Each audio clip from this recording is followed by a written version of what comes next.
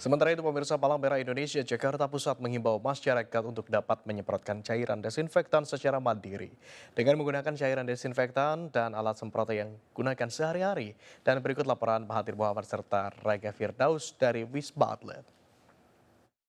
Tingginya permintaan penyemprotan desinfektan di beberapa tempat seperti di instansi, di juga tempat ibadah dan juga pemukiman warga, ini memang dari pihak Palang Merah Indonesia masih terus akan menampung beberapa juga saran dan juga permintaan dari beberapa warga. Memang karena tingginya penyemprotan desinfektan ini dan juga masih adanya beberapa tempat yang masih akan disemprot oleh desinfektan, sehingga PMI ini nanti memberikan saran dan juga himbauan kepada masyarakat dapat menyemprotkan desinfektannya sendiri di beberapa tempat atau di tempat-tempat pribadinya. Dan saya akan mengajak Anda langsung berbincang dengan Kepala Markas PMI Jakarta Pusat, yaitu Bapak Edward Batiar, sudah bersama saya, dan nantinya akan menunjukkan bagaimana penyemprotan desinfektan dengan dilakukan sendiri nanti di rumah. Dengan Pak Edward, selamat siang Pak. Selamat siang.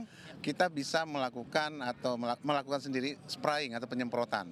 Kalau kita menunggu kapan petugas datang, kapan orang-orang Palang Merah Indonesia datang, itu akan lama. Jadi sebenarnya bisa digunakan, bisa dilakukan dengan menggunakan alat sederhana di rumah. Ini ada spray. Ini kita disinfektan, ya disinfektan itu bisa macam-macam kita sumbernya.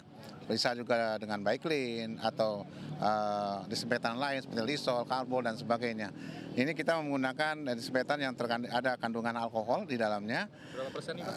Alkohol 70%. Ini juga bisa kita gunakan dan juga banyak disinfektan yang lainnya. Sabun juga merupakan disinfektan juga sebenarnya. Semua sabun bisa dilakukan, bisa dipakai ya. Jadi tidak ada sabun tertentu khusus untuk mencuci tangan atau untuk disinfektan dan sebagainya.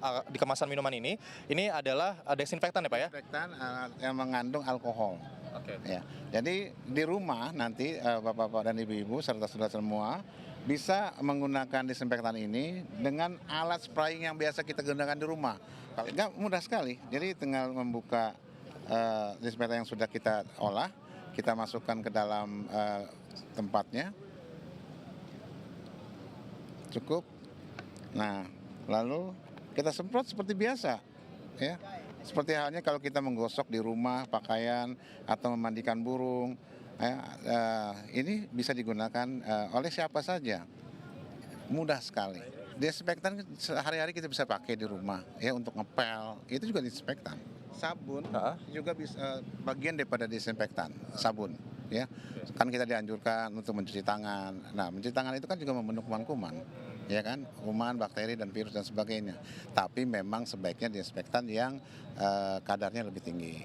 Kalau Pak Edward Batiar, terima kasih Pak atas keterangannya. Semoga ini benar boleh saya pegang Pak. Semoga ini alat ini bisa dipakai digunakan masyarakat di rumah atau di beberapa tempat. Baik, inilah salah satu bentuk atau juga langkah yang bisa dilakukan oleh masyarakat nantinya di rumah, di tempat ibadah, instansi maupun di pemukiman warga sendiri untuk bisa menyemprotkan desinfektan secara mandiri dan nantinya dapat mencegah dari penyebaran virus COVID-19. Dari Jakarta, Mahathir Muhammad, Raga Firdaus, iNews melaporkan.